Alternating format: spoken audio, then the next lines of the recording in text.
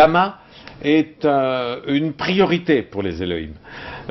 Car ce continent, ne l'oublions jamais, qui a été peuplé par les premiers humains que les Elohim ont créés.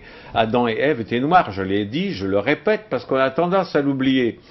Alors, ensuite, comme vous le savez, et c'est pour ça que j'ai récemment nommé deux éminents professeurs guides honoraires de l'humanité, la civilisation africaine était florissante, était merveilleuse, quand les Européens vivaient encore dans des huttes, étaient extrêmement primitifs, ne connaissaient ni l'astronomie, ni la philosophie, absolument rien. Et alors qu'en Afrique, c'était déjà extrêmement développé. Et puis, c'est monté, puisque, comme le disent ces deux éminents professeurs, l'Afrique des pharaons, que les Européens ont blanchi tout d'un coup parce que ça leur déplaisait, qu'il y a eu des civilisations avancées qui étaient noires. Ça, c'était insupportable, parce que sinon, ça ne pouvait pas cadrer avec la colonisation et avec l'esclavage. On ne colonise pas des gens qui sont plus avancés que vous. On colonise des gens qui sont un peu des singes, un peu en arrière, un peu... et on esclavagise aussi des gens comme ça, mais pas des gens qui sont plus en avance que vous. De la même façon qu'un des généraux de Napoléon, quand il est arrivé en Chine, quand il est arrivé, ils ont colonisé toute l'Asie, évidemment, l'Inde, puis la Chine, quand ils sont arrivés à Pékin, le Français, persuadé de sa supériorité, comme ils le sont toujours, à Versailles, le plus beau palais du monde, il arrive et il voit le palais d'été de l'empereur de Chine, qui fait ressembler Versailles à une niche à chien, parce que c'est tout petit à côté du palais d'été.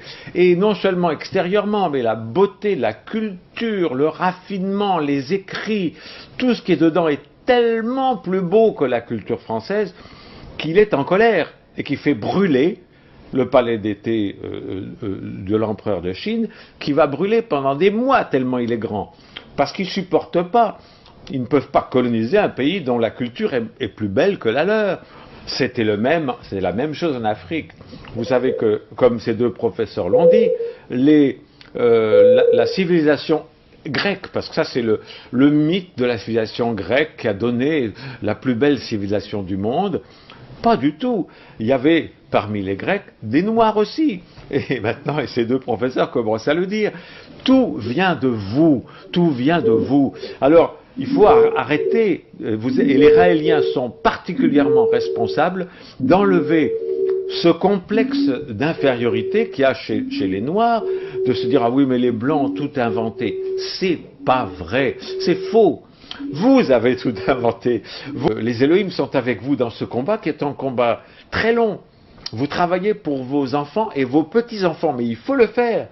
Parce que, de la même façon que vous devez, par respect pour vos arrière-arrière-grands-parents qui ont été massacrés et esclavagisés, abandonner les religions occidentales, la langue occidentale. Je vous parle en français, j'espère que dans le futur, je pourrai vous parler en anglais. Pourquoi ?